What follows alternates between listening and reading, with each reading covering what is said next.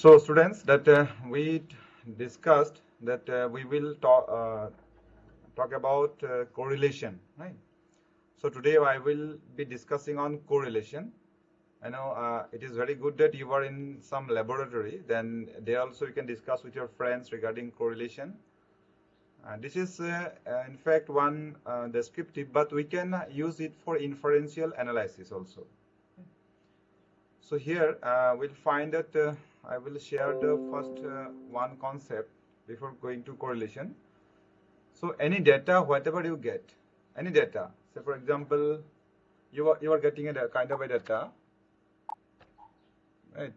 Like this, suppose 10, 12, 12, 18, like this, 14, 20, like this. You are going a series of data.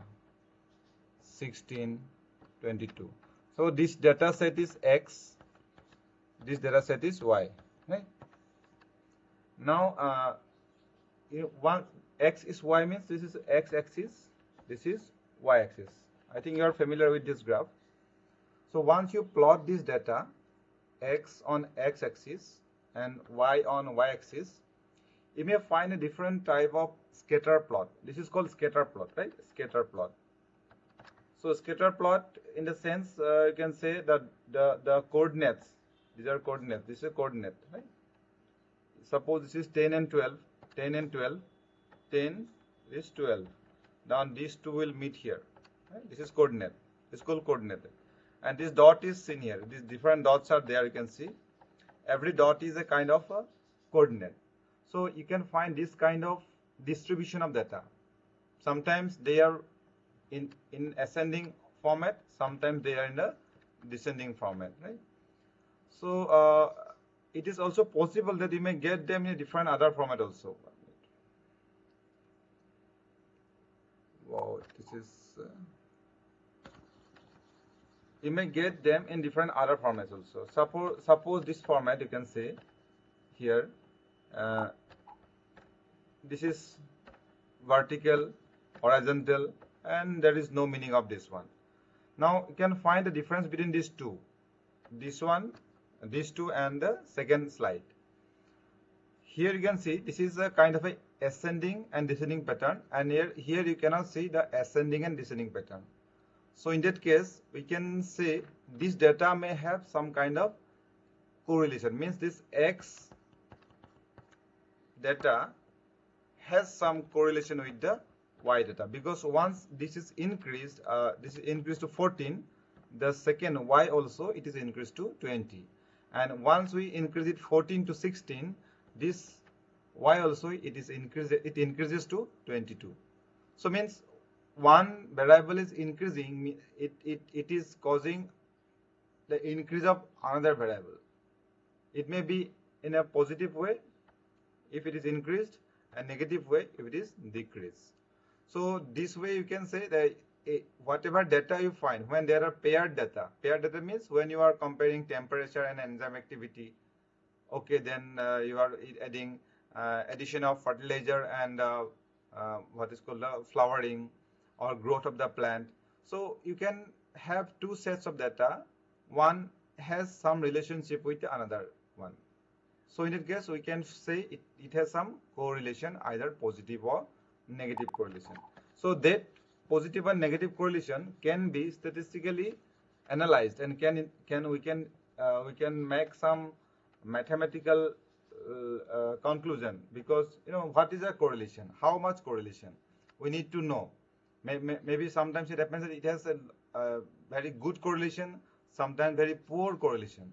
So this correlation measure whether high correlation, average correlation, or low correlation will give you the next stage of your research, right? Whether you will proceed for research or not, it will give you a kind of a indication. So if we go for a correlation, we'll discuss our main target is R, right? Main target is R. So R is called the Pearson correlation coefficient. Pearson correlation coefficient, right? Pearson correlation coefficient, right? Coefficient. So this R it may have different format. Suppose R is negative 0.9. See, it is straight. And 0.5, the dots are scattered, but they have a kind of a negative indication, decreasing trend. And 0, you can see here there is no relation. Similarly, you can find R 0.5, it is positive, right? It is increasing. And 0.9 increasing. 0.1, 1.0, it is also increasing. So there may be different format. You can have 0.75 also. You can have 0.35 also. Anything from 0 to 1 or maybe negative 1, right? You can have a range. -1 to +1. This is total range of correlation. When -1 means negatively perfectly correlated, and when +1 positively perfectly correlated. And it is clear, you can understand. When you say negative -1 means if 1 is increased, the another variable is decreased. It is negative 1, perfectly correlated. And positive 1 means 1 is increased. If it is if there is 1 is increased, and another 1 also it increases. So you can have a very easy idea of that one. So let us see how we can go for Pearson correlation coefficient. Right?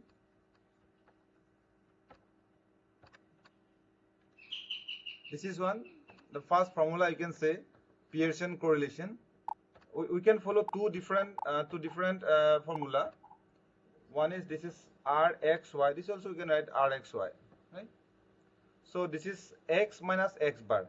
Have you seen we have followed two formula. One is x or two variables, another is y. Right? These two. X is as I have shown you x-axis and y-axis, right? This is x. So this x, whatever I2, suppose I2 n, whatever number comes, I1, I2, I2. So xi, then here you can find the mean. It's called x bar. So we need two parameters. One is x, second is x mean. X and x mean. X is individual one. Suppose this is 10. This is 10. And mean means suppose 12. This is 12 minus 12 like this. We will compute one. We have a table. Similarly, y1 minus y bar. See, this is also y1.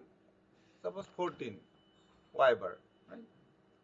Then x1. That's whenever you calculate x1 xi minus x bar, you can make a square of this one xi minus x bar. Similarly, when you calculate yi minus y bar, you can have also make a square of yi minus y bar. So once you compute x minus x bar, you can calculate this one. Once you compute y minus y bar, you can calculate this one. So that is not a very I think not a very tedious job for you.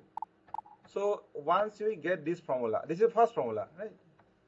Means you can proceed two ways using this formula Rxy, using x minus x bar, y minus y bar, and square root of x minus x bar square and y minus y bar product of this one. And second formula you can use also. This is an easy formula, but you need to memorize this one. N, this is n, xy, you can see xy, x summation of x, product of summation of y. And similarly, here also you can see n x square minus summation of x square. Summation of x square minus summation of x square. See, these two squares are different. One is square, one is x square. Now we will get it how this is. Summation, summation. These two are different, right? So y square, then you can find y summation of square. Sorry, this is in between, right? So there you can have these two formula. Anyone you can use, and you will get the same result. Whatever you will find comfortable. I used to use generally this one because this is having less number of parameters to be processed. X minus x bar, y minus y bar. You just compute. You will get rest of the things because these are the outcome of this one only. So it is up to you which one you will be using, because sometimes we are comfortable with different patterns, right? So this is one. First one, let me see one example. So this is example, number of study hours and number of sleeping hours, right? You can see the two examples, study hours and sleeping hours. Suppose we may try to find out what is the relation between the study hours and sleeping hours. So when a student studies for 2 hours, he may go for sleep to 10 hours, and 4 hours 9 hours, 6 hours 8 hours, like this. Let us see whether the study hours are related correlated to sleeping hours. And our formula is this one, that x minus x bar, y minus y bar. So you can find out here x is this one, x, this is y, and here there is no need of which one will be x. You can take anything as x, but later we will study regression analysis, which is a kind of a correlation, but we have to know cause and effect in the regression. We'll come there. Cause and effect, when it is there, it is called regression. We can go for regression. Remember, regression is also a kind of a correlation. We will study regression. It is a kind of a correlation, but there we will have cause and effect. Cause means one is the cause and another variable y is the effect. When you get cause and effect, then you can determine which one is x.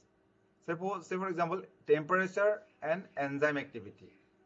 Once the temperature increases, enzyme activity also increases. So the cause is the temperature and effect is the enzyme activity. So you can find out correlation between these two, whether these two are related or not. Once you get a relationship, you can proceed for regression. So first you have to know whether correlation exists or not, and that time you can decide which one will be x. Yes, temperature will be x because it is a cause, but here you can see the cause is not determined. Which one is the cause? We don't know whether sleeping hours is a cause or study hours is a cause. If a student goes for 10 hours of sleeping, he can study for 2 hours. Or if a student goes for 2 hours of study, he needs a sleeping 10 hours of sleeping. Is it like that? We don't know. So in that case, we can take anyone as x or anyone as y. But whenever you find, you know that common sense of that we can understand that this is a cause, this is an effect. So that time you can determine the cause is x, effect is y, right? So this is one way you can say. So cause and effect that you can have.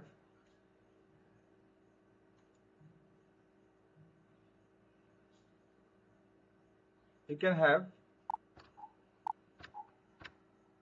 x, I told you x, this is y. So you can find out the mean of this one, x and y. So what will be the mean of this one? Just you can see 6, 4, 10, 8 and 30.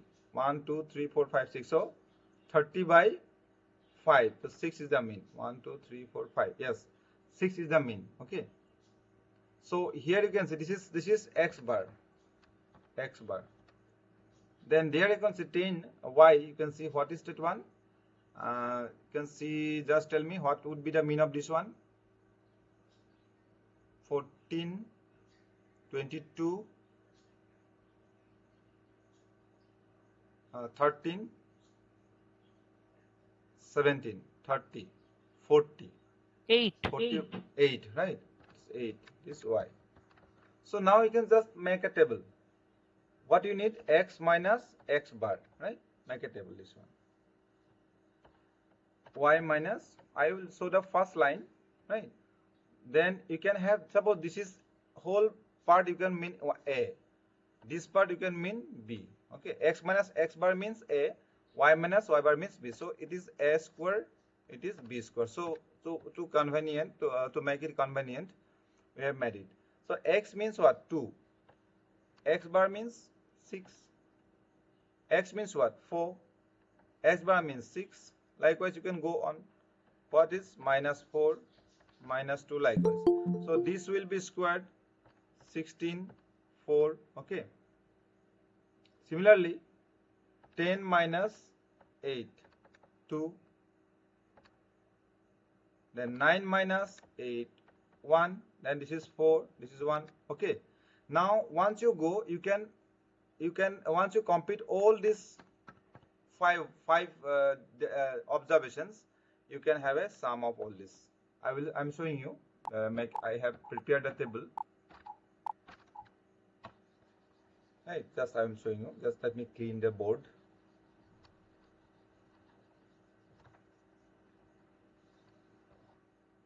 So this is the table you can see, right? So here you can see that -4 that we have discussed and 16 plus 2 the 4, right? So likewise every data you have in the x variable x you have calculated all -2 0 plus 2 4 plus 1 0 plus minus 1 minus 2. Then the required one x minus x bar. This is they have just made a product, right? X minus x bar y minus y bar. So you can a into b means x minus x bar y minus, this is a, this is b, okay. This is a into b, this is a square, this is b square, right? Now you can see you have at the last of the table you have got this data, right? Finally sum up. Then you can put this in a formula. You can just put in formula. See, this is very simple. You have got x minus this summation. This is what? AB, summation of AB. See, summation of AB, this one. This is this one. Okay, minus 20. This is whole thing is minus 20. Minus 20. Just you replace this one. Let me know what you have got.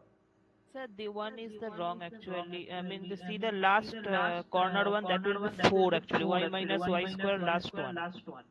Y minus y square last one. Yeah, this is okay, no problem. This is they have made a mistake. Maybe this is 4. Okay, this is 4.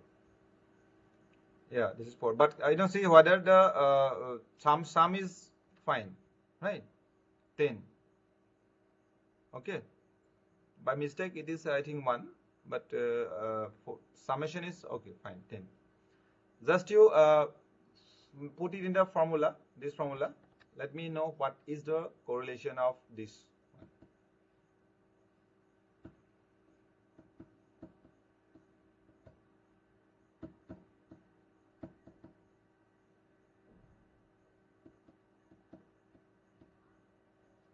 Okay, sir, give me some time. Yeah, it take time. I am also doing here, no problem. X summation of x minus x bar is 40 into 10 square root, right? This minus 20, no, minus 20, okay. Minus 20, this is 400 square root. So minus 1. So you can see this is what the correlation, negative, perfectly negative, means study hours is yeah, hello. Yes, sir. Minus 1, right? So it shows that the study hours are negatively correlated to sleeping hours, means more you study, less you have sleep. Okay, I don't know, you are now student, you know better than me whether if you study more then you may have less sleep, means you have to spare your sleep to study more, is it like that? Okay, so this is one way, the first formula. And second, you can apply here the second one also. Second one, I will take another example. This second one, I have just copied this one from a book, so you can just see that one because it is very simple. X square y square xy, means one you have to x square y square, then x and y, these two are they have to product. Then summation of this one. To prepare the table, it is very easy in this second formula, right? This is the second formula. So what is the second formula? R, you can see n xy minus summation of x, summation of y. Then x minus summation of x whole square. This is x square, 789. Summation of x square. X, you can make the x square. Then this is you have to take the here. Then y, summation of y square is, you can say, what is that? Yeah, this is one. This one, y square. Then summation of y whole square, right? So you can see, if you remember this one, this particular formula, this is easier, the table is easier than the previous one. So that n is there. Now you can have n one more parameter n. How many? 1, 2, 3, 4, 5. So n is 5. Right? So you can see 5, 902. Your product is 902. 61 into 76. 61 summation of x 61, summation of y 76. Then 5, it is n, x square, 61 square, 5, summation of x square, then x whole square, summation of x whole square. So your answer comes, you can see in the board, minus 0.424. Right? So this is another way you can find out the correlation. So these two formula you can use. Now you can compute whether, I know generally what happens in a scale, you can say 0.5, either negative or positive. This is suppose positive, this is suppose negative. Either negative or positive. 0.5 is the average correlation, and towards 1.0 you can go, right? Or towards negative you can go, whatever, right? So this way you can find this 0. minus 0.75, strong, minus 0.9 stronger, and 1.0 is perfect. Similarly, minus 0.5 plus 0.5 strong, 0.9 stronger, and 1 is perfect correlation. So this way you can interpret the data, right? By any way, this is using any formula. There is no difference between using earlier one or this one. Right? So have you got some idea regarding correlation? Any query from your side? This is very simple one. So the positive and negative thing are defined the slope. Slope, right? If it is decreasing trend, in a decreasing trend, it is negative. If it is in increasing trend, it is positive. Nature of the correlation, right? If the question is asked, what is the nature of correlation? You can say this is positively correlated or negatively correlated. And strength of the correlation, you can say this is average, strong, or perfect, or moderate, or whatever. You can use the word in depending on 0.65. This is not as strong or not very average. So you can say moderately strong, you can say, right? So that is up to you what appropriate you can say the word you can use, right?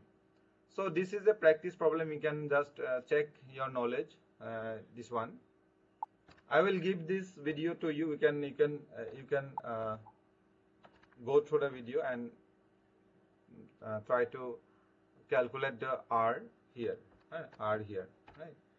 And remember, this is called Pearson correlation coefficient. That is R. You can calculate it by the ways I have given.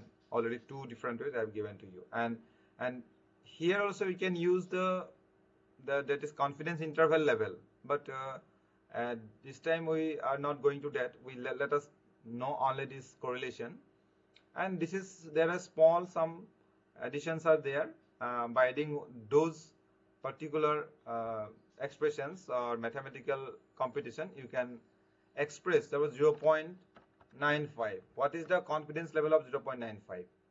You can easily find it out. It is available for whatever you do in statistics. There is a part of explaining confidence level, and I'm not discussing here. That is not required as of now.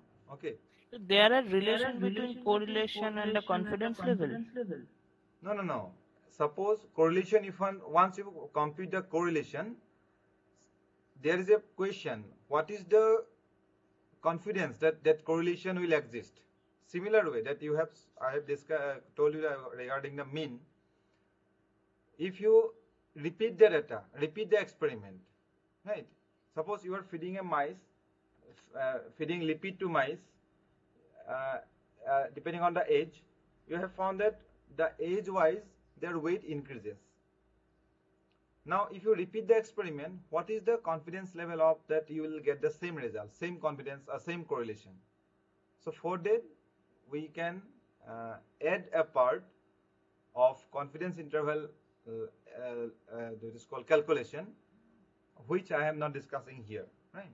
That may be added. It a small expression is there, we can add, and that number of samples, and this one 0.95 or R, you can easily calculate. Yeah, this board. So regression is nothing but a kind of a you can say addition to correlation, right? So what happens before regression? Let me tell you.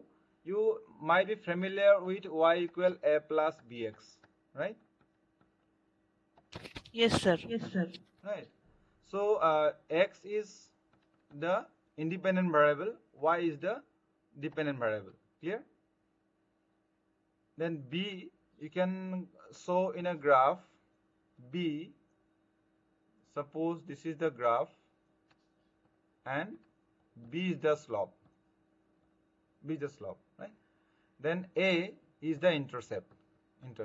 Or you can show a graph like this.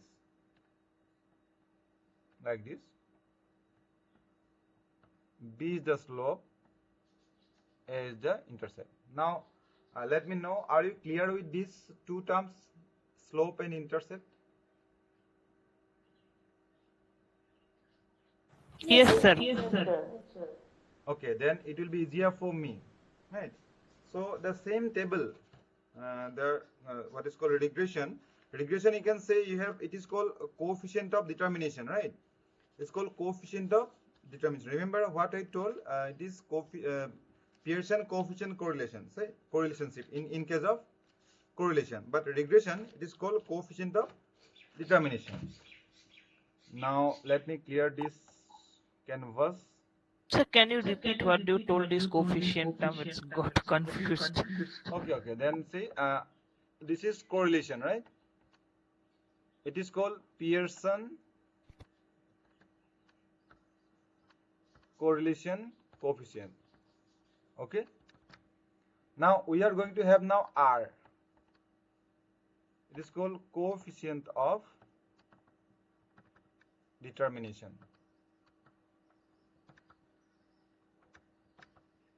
Right? Not be confused with R. Okay. Suppose the question comes, find out R. You should know that this is correlation. Find out R. This is related to regression. Clear? And then regression always, you can see there are two types of regression. Regression comes from correlation. Once you find a correlation between two variables, you can see whether there is a cause and effect. One is called cause, second is called effect. Cause and effect means, as I told you, temperature is causing enzyme activity, right? Enzyme activity. If the temperature increases, enzyme activity increases, which may not be possible in sleep and study hours. That our example.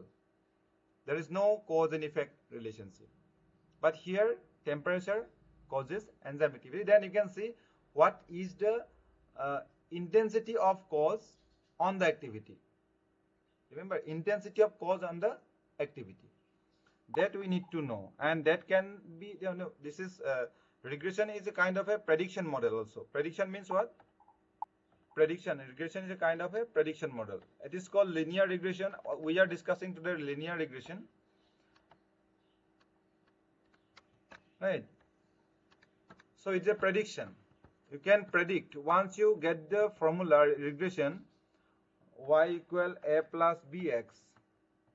Once you get this one, you can determine b, you can determine a, you can predict what would be y if you know the x. Right?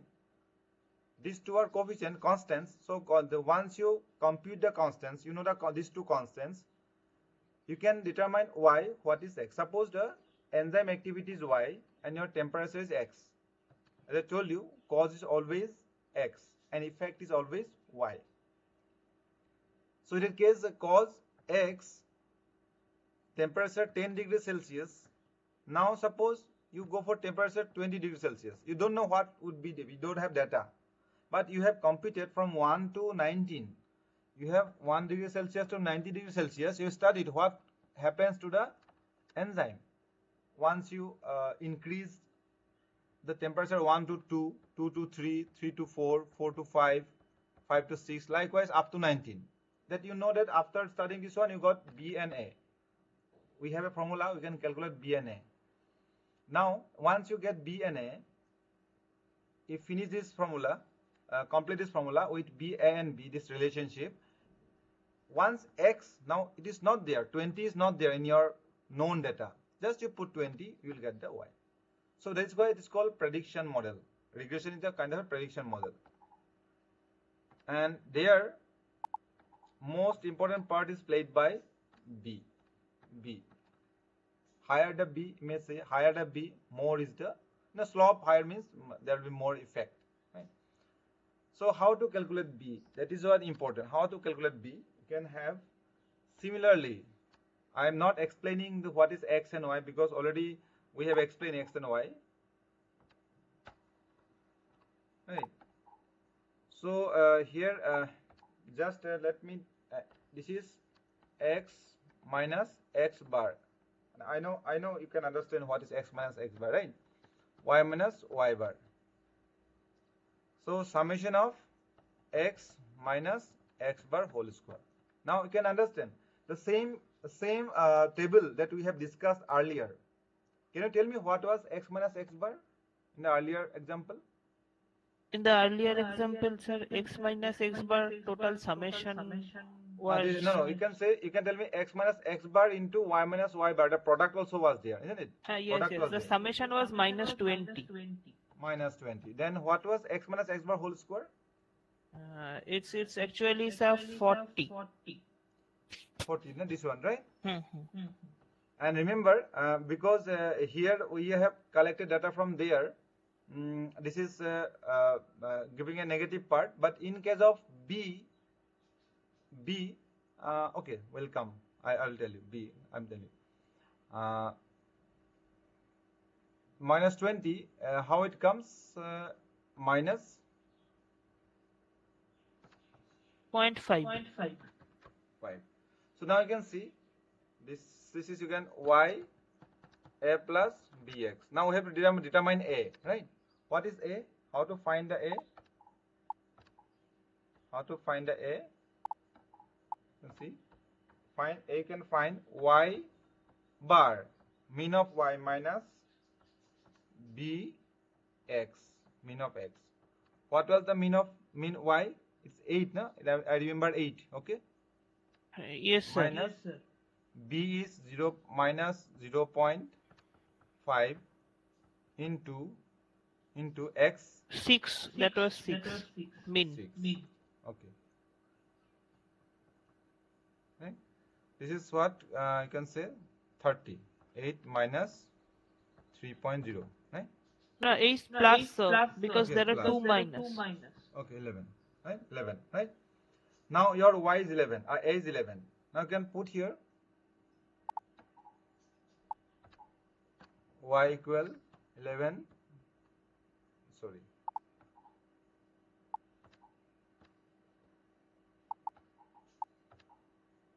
Minus 0.5 X. So this, from this one you can prepare that table again. See, remember 11 minus 0.5 X, right? 11 minus 0.5 X, you can find out Y equal 11 minus 0.5 X. Now you can prepare the table. Right? You take any X, 20. You can take 20. You can find a Y here. You can calculate. So this is a kind of a relationship in a case of regression analysis. Now here you need to find out the R, right? Is actually the correlation coefficient. If you find the R square correlation coefficient, you will find the coefficient of determination. That is the R, capital R. You can say R square. Someone questioned me whether R square is equal to R. Yes, you are correct. R square is actually R square. Commonly we say R, but it is actually R square. And as you can see in the board, R square, capital R square is equal to R into R. This is the correlation coefficient that earlier we have used. X minus x bar, y minus y bar, x minus x bar, y minus y. Remember this particular part, right? So Yes, now, sir. Yes, sir. yeah, now you can see this is coefficient determination is nothing but correlation coefficient square. Now what happens that you can use the same formula, but total sum of square, TSS, model sum of square, MSS, residual sum of square. Residual is a different part. I will come later. But in this case, and the first one, this formula that whatever we have used, coefficient, correlation coefficient, you can use that one directly, make a square of this one. This correlation coefficient may be negative, positive, right? But in case of determination, it is always positive, because once you 0.95 you get, square it, 0. something 8 will come, right? So this is the determination, coefficient of determination. But you can find a different way, 1 minus that what they have shown, SRR or something they have given. That is a very advanced or good way of finding. But our rough finding is that R square, if you just make a square of the correlation coefficient, you will get the determination, coefficient of determination, right? And this will say whatever you got, this 0.5, you have got 0.5 as your main determining constant, regression constant. And how this determining constant is reliable? This is 81%. Right? The reliability is 81%. Means you can assume this as a kind of a confidence you are getting on your model, this model. Once you find out R, you can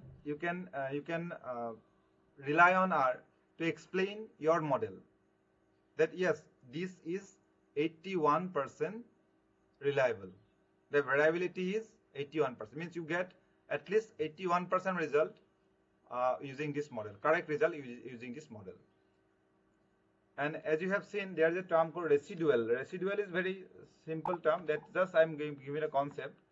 Residual is nothing but once you finish the R and B, these parts are over. What is the divisional model? Now you can say this is a model. You have a data set and you have a prediction. Remember, you have a data set and you have a prediction. Are you getting the point? You have a data set and you have a prediction. What is data set? X and Y you have calculated, right? 2, 6, 3, 8, 4, 9, 5, 10. Likewise, you have calculated data set, right? And from this calculation, you have computed B and R, right? Now, after computing B and R, what you are determining? Y, right? Y, this is the Y you have got from your observation. Now, from the model also, you may get one more Y. After finishing the model, you can recalculate it. Suppose Y from model. Right? So just you back calculation you do. Your X put X 2 in the model. You may not get 6. You may get 5. Are you getting the point? And that means you are saying from X and Y we are determining A and B, and from the A and B we are determining again the same Y. Same Y, right? Okay. So you are coming back to your original data, whatever you calculated, right? Now suppose 6, 8, you may get 7. You may get 10, for example here. You may get 12, you may get 14. Now difference is what? This is plus 1, this is plus 1, minus 1, right? minus 2, minus 4, right? This is called residual, right? And residual is always should be around 0. Residual, maybe this is positive, this is negative, should be around 0, right? From that residual also, sum of residual, you can determine R. That is what I wanted to explain. R that we have seen, 1 minus SRR like this they have written, SSR like this. From there also we can determine R.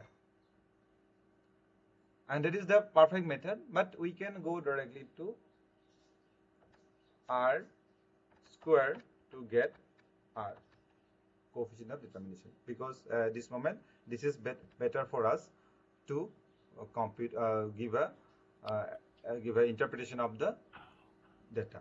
Okay, so this is what about regression. You can try to compute regression from the same data that I provided to you. But remember, wherever you see cause and effect, from there you take the regression analysis. Don't take from other tables where the cause and effect option is not there. Okay. So this is what about we have briefly discussed regression. I had a plan to give more details, but okay, at least some idea you have got. And if any confusion, then we'll discuss it again, right? So this is what about this is about the regression. And regression, as I told you, residual you can interpretation you can give from residual. Number one, what is the residual? It is not around 0. The model is very good, a fit model when the residuals are around 0, right? But if the residuals are deviating -4, -10, then the model may not be good. And many times it happens that residuals, once you go on increasing the x, right, up to a level, up to 6, the residuals will be around 0. But after that, they may suddenly go up. Suppose after 10, they may suddenly go up. The difference will be very high from the 0 line. Means the difference here will be very high, -20, -40. It means the model can predict up to a particular x level. Beyond that, the model fails. Right? So that is the conclusion. So we can make a conclusion, interpretation of regression from R. This is from residual, as well as from the R. These two components, right?